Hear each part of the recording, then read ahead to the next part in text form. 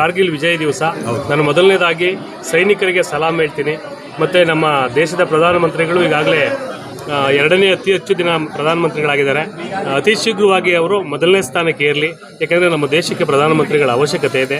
ಅವರು ಇತಿಹಾಸ ಉಳಿಸ್ಬಿಟ್ಟು ಹೋಗಲಿ ಅಂತೇಳಿ ನಾನಾದರೂ ಭಾವಿಸ್ತಾ ಇವತ್ತು ನನ್ನ ಹುಟ್ಟುಹಬ್ಬಕ್ಕೆ ಎಲ್ಲ ನಮ್ಮ ಭಾರತೀಯ ಜನತಾ ಪಕ್ಷದ ಯಲಹಂಕ ಕ್ಷೇತ್ರದ ಎಲ್ಲ ಮುಖಂಡರಾದಿಯಾಗಿ ನನಗೆ ಇವತ್ತು ಶುಭಾಶಯಗಳನ್ನು ತಿಳಿಸಿದ್ದಾರೆ. ಮುಖ್ಯವಾಗಿ ನನ್ನ ನೆಚ್ಚಿನ ಶಾಸಕರು ನನ್ನ ಅಣ್ಣ ವಿಶ್ವನಾಥಣ್ಣವರು ಕೂಡ ಆಗಮಿಸಿ ಅವರು ಶುಭಾಶಯಗಳನ್ನು ತಿಳಿಸಿದ್ದಾರೆ. ಮತ್ತು ನನ್ನ ನೆಚ್ಚಿನ ಯುವ ನಾಯಕರು ಅಲೋಕ್ ವಿಶ್ವನಾಥ್ ಅವರು ಕೂಡ ಆಗಮಿಸಿ ನನಗೆ ಶುಭಾಶಯಗಳನ್ನು ತಿಳಿಸಿದ್ದಾರೆ. ನಮ್ಮ ಯಲಹಂಕ ಕ್ಷೇತ್ರದ ಎಲ್ಲ ಭಾರತೀಯ ಜನತಾ ಪಕ್ಷದ ಕಾರ್ಯಕರ್ತ ಬಂಧುಗಳಿಗೆ, ನನ್ನೆಲ್ಲ ನೆಚ್ಚಿನ ಕಾರ್ಯಕರ್ತರಿಗೆ, ಹಿತೈಷಿಗಳಿಗೆ, ನನ್ನೆಲ್ಲ ಅಭಿಮಾನಿಗಳಿಗೆ ನಾನು ಆಭಾರಿಯಾಗಿದ್ದೇನೆ. ನನಗೆ ಮತ್ತಷ್ಟು ಜನಪರ ಕೆಲಸಗಳನ್ನು ಮಾಡಲಿಕ್ಕೆ ಇದೊಂದು ಸ್ಫೂರ್ತಿ ತಂದು ಕೊಡುತ್ತೆ. ನಾನು ಮುಂದಿನ ದಿನಗಳಲ್ಲೂ ಕೂಡ ಎಲ್ಲ ನನ್ನ ಕಾರ್ಯಕರ್ತರ, ನನ್ನ ಹಿತೈಷಿಗಳ ಆಶಯದಂತೆ ನಾನು ಕೆಲಸ ಮಾಡೋದಕ್ಕೆ ಪ್ರಯತ್ನ ಪಡ್ತೀನಿ. ನಾನೊಬ್ಬ ಸಾಮಾನ್ಯ ವ್ಯಕ್ತಿಯಾಗಿದ್ದೆ. ಅಂಥವನ್ನ ಗುರುತಿಸಿ ಇವತ್ತು ಪಕ್ಷದಲ್ಲಿ ನಮ್ಮ ಶಾಸಕರು ನನಗೆ ಹೆಚ್ಚಿನ ಜವಾಬ್ದಾರಿಯನ್ನು ಕೊಟ್ಟಿದ್ದಾರೆ. ಅದನ್ನು ನಾನು ಚಾಚು ತಪ್ಪದೆ ನಾನು ಯಾವುದೇ ಚ್ಯುತಿ ಬಾರದಂತೆ ನಾನು ಮುನ್ನಡೆಸ್ಕೊಂಡು ಹೋಗೋದಕ್ಕೆ ತುಂಬ ಕಾಯ ವಾಚ ಮನಸ ಪ್ರಯತ್ನವನ್ನು ಪಡ್ತೀನಿ. ಅದೇ ರೀತಿ ಮುಂದಿನ ದಿನಗಳಲ್ಲಿ ನಮ್ಮ ಚಿಕ್ಕಬಳ್ಳಾಪುರ ಲೋಕಸಭಾ ಕ್ಷೇತ್ರಕ್ಕೆ ಅಲೋಕ್ ವಿಶ್ವನಾಥ್ ಅವರನ್ನು ಸಂಸದರನ್ನಾಗಿ ನೋಡಬೇಕು ಅಂತೇಳಿ ನಾನು ಕನಸು ಕಾಣ್ತಾ ಇದ್ದೇನೆ. ನನ್ನ ಕನಸು ಆದಷ್ಟು ಬೇಗ ಈಡೇರಲಿ ಅಂತೇಳಿ ನನ್ನ ತಾಯಿ ಚಾಮುಂಡೇಶ್ವರಿ ಹತ್ರ ನಾನು ಬೇಡ್ಕೋತಾ ಇದ್ದೇನೆ. ಅಷ್ಟು ನಮ್ಮ ಪ್ರಧಾನಮಂತ್ರಿ ನರೇಂದ್ರ ಮೋದಿಜಿಯವರು 3 ಬಾರಿ ಕಂಟಿನ್ಯೂಸ್ ಆಗಿ ಪ್ರಧಾನಮಂತ್ರಿಯಾಗಿ ಗೆದ್ದಿದ್ದಾರೆ.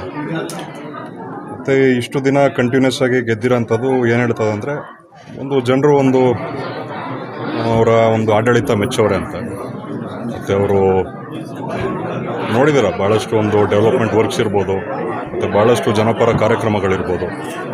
ಸೊ ಈ ಥರ ಮತ್ತು ಒಂದು ಭಾರತದ ಒಂದು ಹಿತದೃಷ್ಟಿಯಿಂದ ಭಾಳಷ್ಟು ಒಂದು ದಿಟ್ಟ ನಿರ್ಧಾರ ಹೆಜ್ಜೆಗಳು ತೊಗೊಂಡವ್ರೆ.